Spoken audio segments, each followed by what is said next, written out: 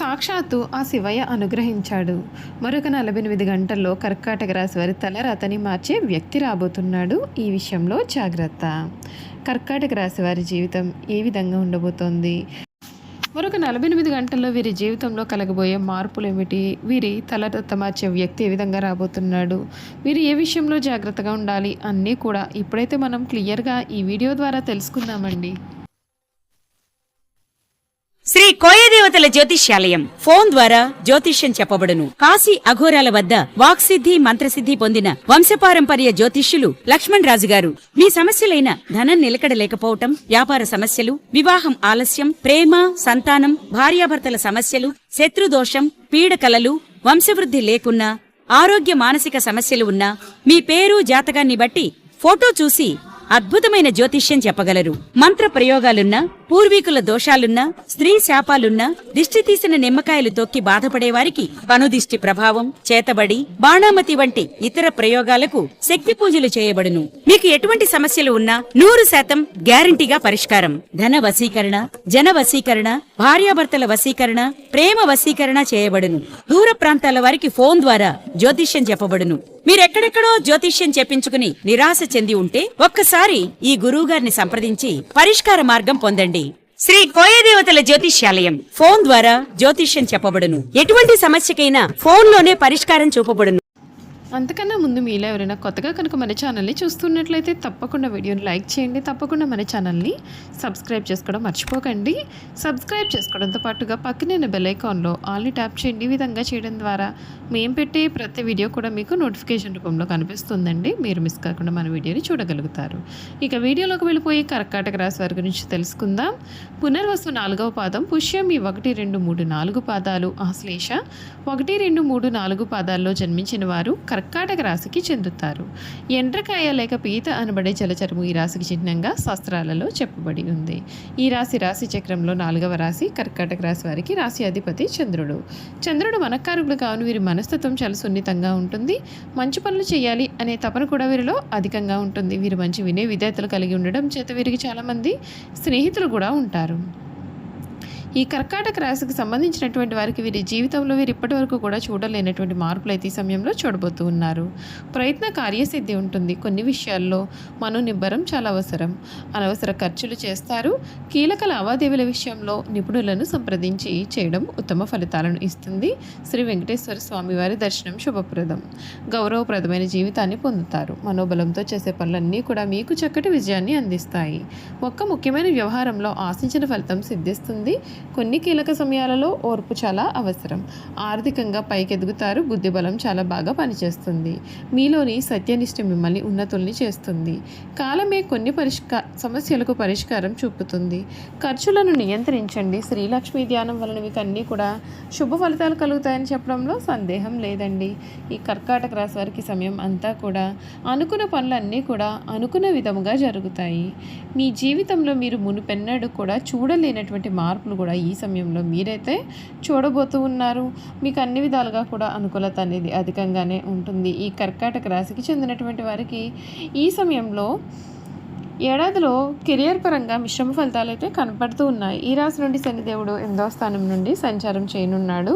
ఈ సమయంలో మీకు కొన్ని సమస్యలు అయితే ఏర్పడవచ్చు. అయితే మార్చి తర్వాత శనిదేవుడు మీనంలోకి సంచారం చేయడంతో ఈ రాశి శని సాడేసేది నుండి ఉపశమనం పొందుతారు. ఈ సమయంలో మీరు కష్టానికి దిగిన ప్రతిఫలాలు కూడా దక్కుతాయి. కొత్త ఉద్యోగం కోసం వారికి శుభవార్తలు అయితే వినిపిస్తాయి. గురుడి ప్రభావంతో ఉద్యోగులకు ప్రమోషన్ పొందే అవకాశం కనిపిస్తూ ఉంది. గతంలో ఉండే సమస్యల నుండి మీరు ఉపశమనం పొందుతారు. ఆర్థిక పరంగా ఈ రాశి వారికి శనిదేవుడు 9వ స్థానం నుండి సంచారం చేసే సమయంలో ఈ రాశి వారికి శనికంఠ ప్రభావం తొలగిపోతుంది. ఈ సమయంలో మీరు ప్రతి పనిలోనూ కూడా భారీ ఆర్థిక ప్రయోజనాలు పొందే అవకాశం ఉంటుందండి. అంతేకాదు ఈ కాలంలో మీకు రావాల్సిన బకాయిలన్నీ కూడా తిరిగి పొందవచ్చు.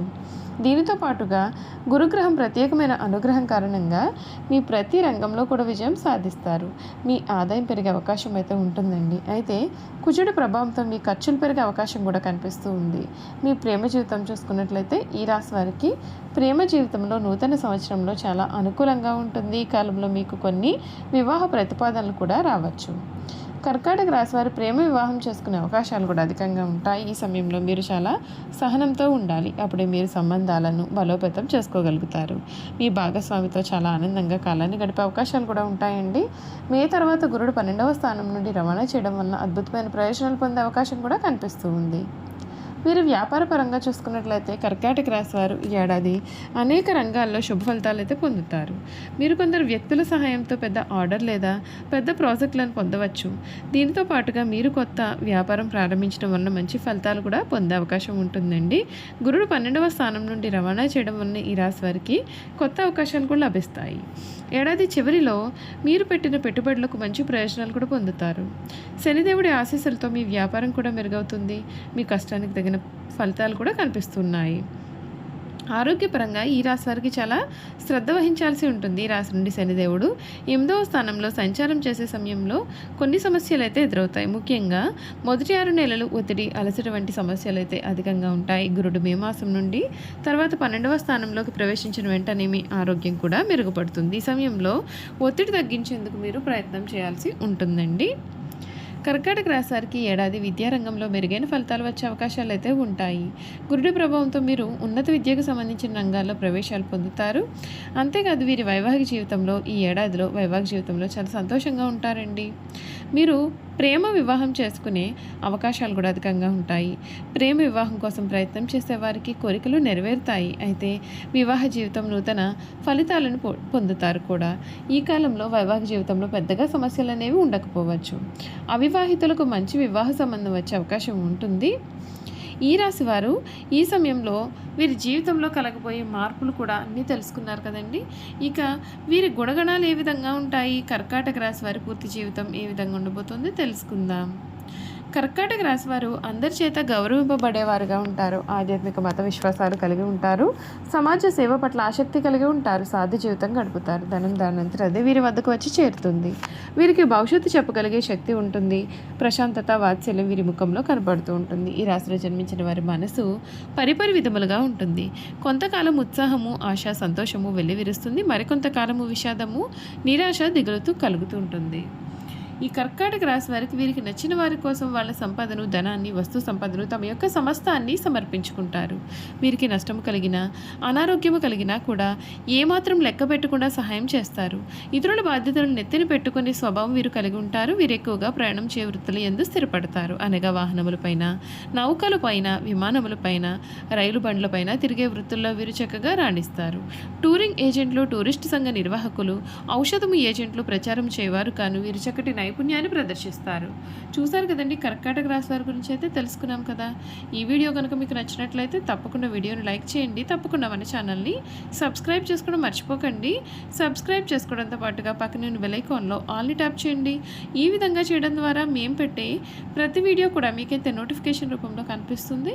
మీరు మిస్ కాకుండా మన వీడియోని చూడగలుగుతారు. Thank you for watching.